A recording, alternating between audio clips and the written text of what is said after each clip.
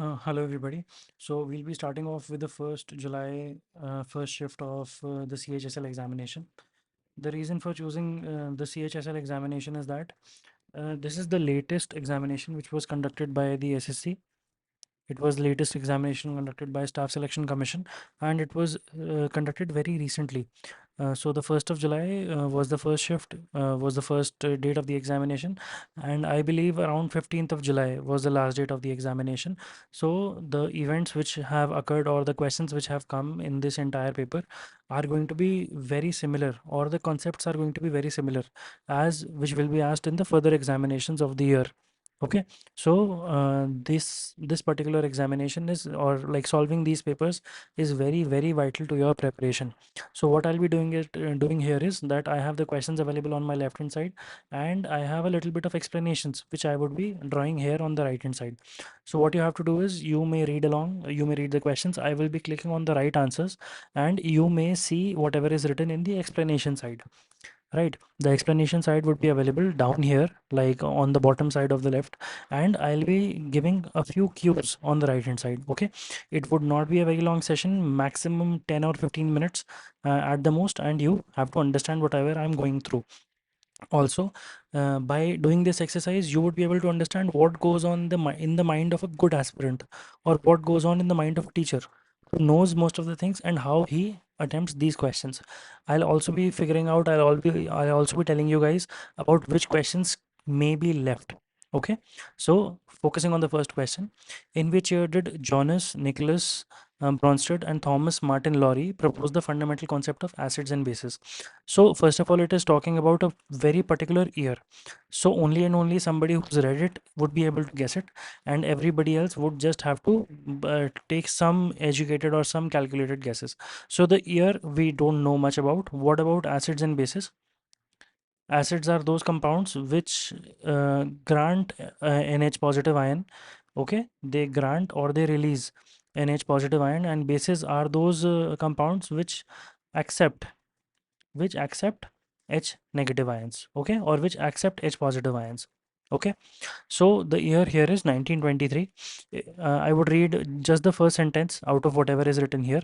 Okay, they independent of each other, introduced a definition of acids and bases through the concept of proton transfer. This H positive grant and H positive acceptance is nothing but proton transfer. What?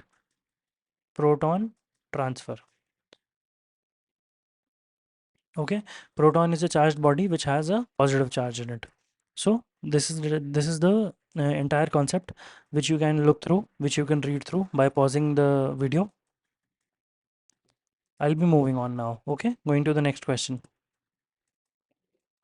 Who has the power to regulate the right of citizenship in India? Okay, so the matter of citizenship is available from the Article 5 to Article 11. Okay, from the Article 5 to Article 11. So who is eligible, or who is somebody who's empowered to regulate the citizenship of India? Actually, directly in Article 11, it has been written that the Parliament is empowered to regulate the citizenship of India, citizenship in India. But why not the governor? Because governor only looks after the matters of the states of India, all the states of India. The Supreme Court can hear matters related to the citizenship, but it cannot regulate the entire citizenship because it has other work to do, because it is the highest court of appeal, and all the matters which are constitutional in nature, all the matters which are state versus state, state versus the center, center versus the state, and all the river disputes and everything, they are looked after by the Supreme Court. So it will not take up the matter of citizenship. It will not, it may take up the matter of citizenship, but it will not regulate the matters related to citizenship. Coming down to the parliament, yes, the parliament is the correct answer, which I have already talked about, because Article 11 directly states that parliament has been empowered, has been given the power to look after the matters related to citizenship or to regulate the citizenship. Why not the president? The president is basically a constitutional head, or just a nominal head to whatever goes on in the government. The real head is actually the prime minister. Had another option been the PM, I would have still given it a thought, but president would never be considered, would not even be an intelligent guess if I would have done it here. Next.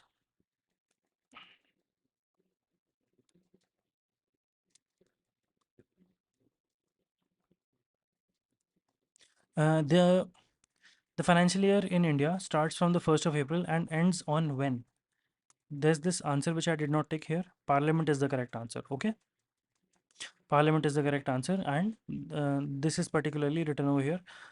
The Citizenship Act was given in the year 1955. Okay. This is something which you need to remember.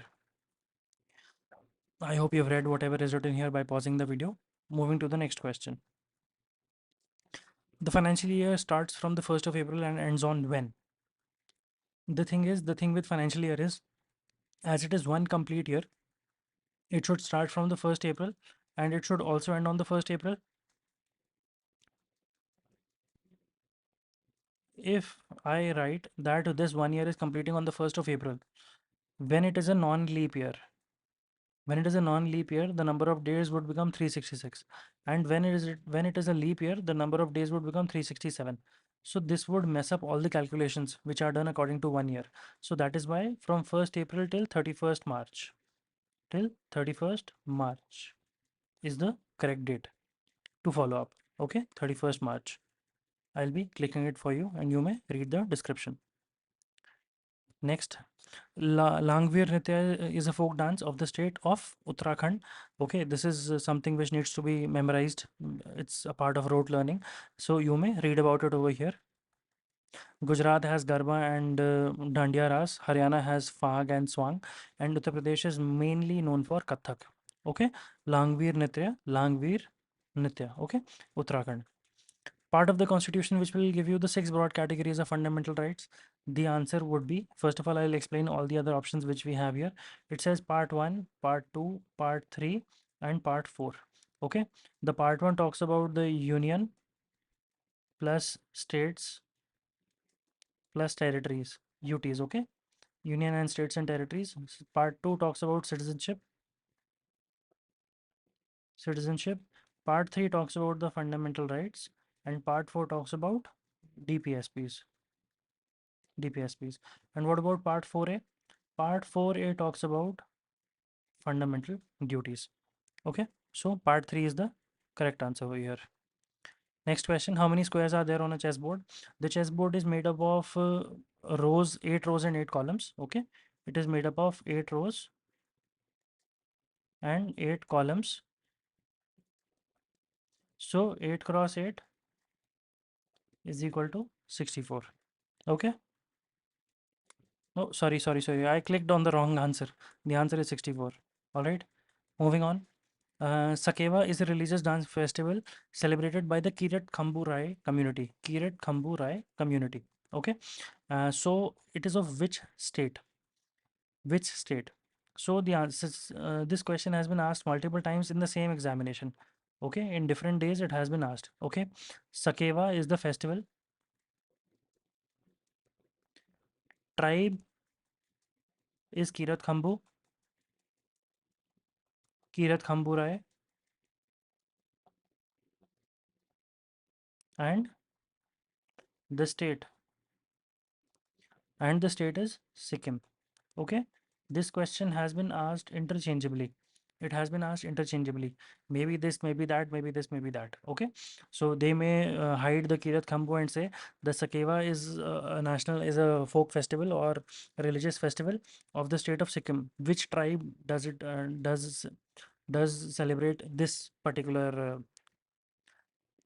this particular festival? So Kirat Khambu Rai tribe, you'll have to write the answer that way. Okay, so Sikkim is the answer over here. Sikkim is the answer over here. Moving on, balance of trade of a country. Balance of trade is basically the difference between the imports and the exports. There might be times when the imports may be higher. The imports may be higher than the exports, and there may be times when the exports may be higher than the imports. The exports may be higher than the imports. So when imports are higher than the exports, then the country is moving towards a negative direction because it is paying a lot of money to the foreign countries to buy products. So this is called a trade deficit. This is called a trade deficit. And when the exports are higher than the imports, it is a positive sign. It is a positive sign. Why is it a positive sign? Because it is a trade surplus. It is a trade surplus. Okay, so difference between imports and exports is the balance of trade. You may look at everything that's written here. I'll be moving back to the previous question because I did not show you what was written here in the lower side. Okay, Kirathambu tribe, Sakeva, Sikkim, also called Chasok Tangam, and worship of ancestors and nature. Then about Arunachal Pradesh, Losar and Monpa. Losar is the festival celebrated by Monpa tribe, and for Goa, Karlivan and Chingmo are the festivals which are celebrated by Christian and Hindi communities. For Himachal Pradesh, Kullu Dashera and Losar uh, are the main festivals. Okay, so you may read it by pausing the video. Coming back to the question, balance of trade we've talked about. Okay, so the growth rate of India's population has been declining since. Now there are four options over here, and if you'll see, they are very strategically placed options: 1951, 1971, 1981, and 1991. Okay, in 1951, the growth rate was positive. In 1971, also, the growth rate was very positive. The growth rate was very positive. That is why this was an alarming sign. It was an alarming sign that we have a lot of population and we need to reduce the number of births which are happening in the country. That is why, in the 5 year plan, which was introduced around 1975-76, also during the emergency, there was a time that family planning was introduced in the country. So the effect of emergency as well as the policies of family planning brought down the birth rate, or brought down a decline in the population during the year 1981 onwards. And in 1991, again there was a positive growth rate. Okay, there was another reason why during the years of 1971 there was an increase in population. The reason was Green Revolution. The reason was Green Revolution. The Green Revolution brought in the HYB seeds, high yielding variety seeds, HYB seeds, which gave in a lot of money to the farming community in North India. That is why, if there is more money, you tend to produce more children. And more money, more children means that you can take care of more children. That is why you want your family to prosper and you want your family to grow. So 1971 would be the wrong answer. The only correct answer here is 1981. Okay, the question might have moved away. The answer is 1981. Okay, there is a question that we missed in the middle. You may read everything about it here first. Okay, so as you have read everything here, there was a question which was missed. Okay, National Institute of Mountaineering and Adventure Sports is located in.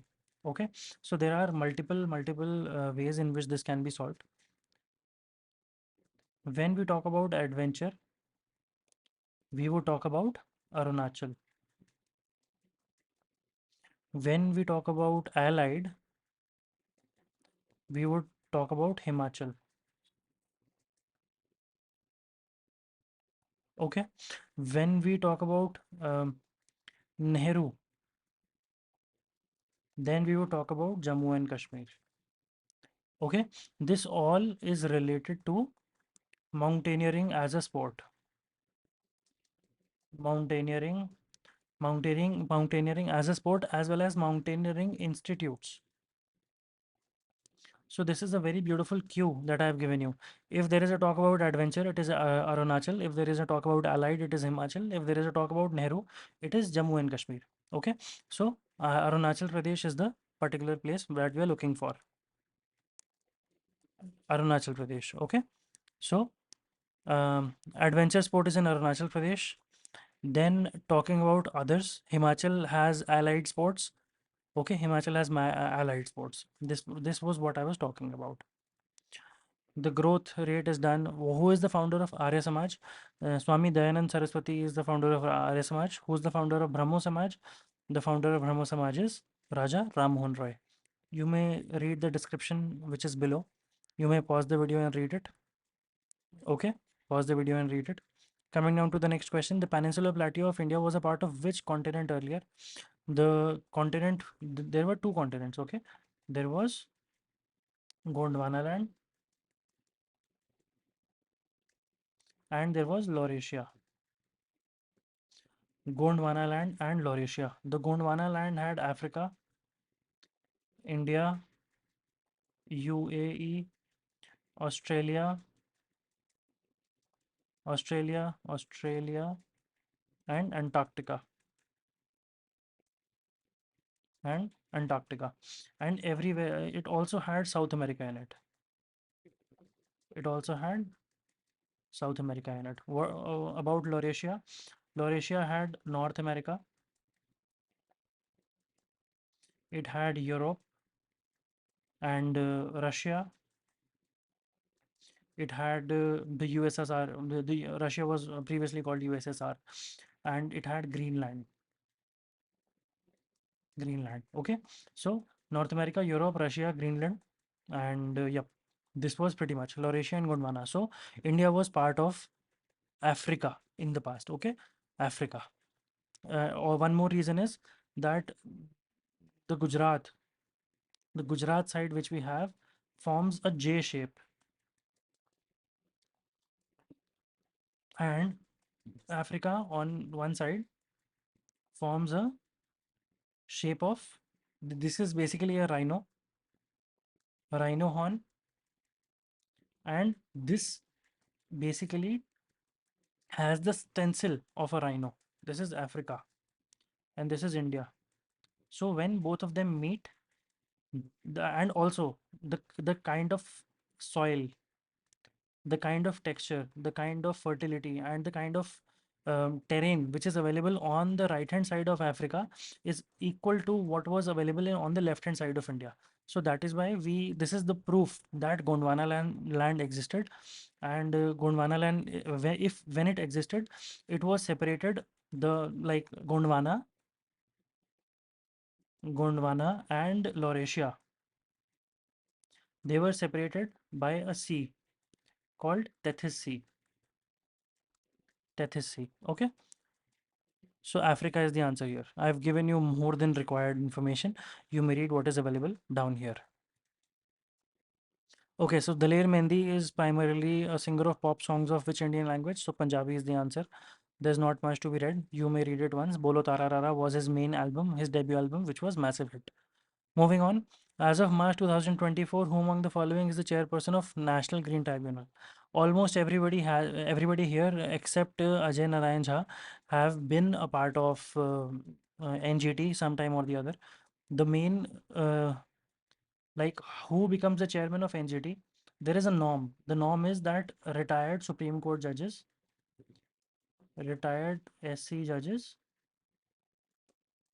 or retired High Court Chief Justice, Chief Justices, they become the NGT heads. Okay, NGT chairpersons. So Prakash Srivastava is the current answer as of March 2024. Prakash Srivastava is the answer for this. Moving on, average function is listed in. See, the average function is a very simple function. It is very much related to the sum. So everywhere else, financial functions are more tough functions. Okay, so auto sum function would be the correct answer. I by mistake clicked on the wrong one. Okay, so auto sum is the answer, and this is the description. Who among the following was the author of Brihat Katha Kosh? So Hari Sena is the answer. This is a very factual question. You may read the description over here. You may pause the video and read the description over here. Okay, moving on. Geoid is the dash of the earth. Okay, geoid is the shape of the earth. Geoid is a shape which is similar to the shape of the earth. So this is basically the shape of the earth. It is flattened at the poles. Flat. This is flattened at the poles, and it is bulging at the equator. Bulging at the equator. Okay, this is the pole, north pole, south pole. So this is one radius and this is the other radius. This is the small r and this is capital R. As the radius is less, that is why the force due to gravity at the poles, force at poles is more. On the other side, the force at the equator would be less. Force at equator would be less. Moving on, former Minister of the State and former President of BJP Alliance partnered IPFT received Padma Shri posthumously. Very, very factual question. So I will directly click the answer and you may read whatever is written. Okay, moving on. Census, which is the most from which state have most of the people out migrated. Okay, so UP and Bihar is the answer, and this is pretty evident from whatever census and whatever news you've been listening. And where have most of the population of UP and Bihar gone to? And that answer is Maharashtra and Gujarat.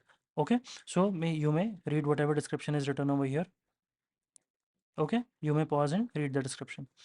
In the context of DNA, which of the following principle governs the process of transcription? Transcription means copying. Transcription means copying. Okay, and when it comes to copying, it is the principle of complementarity.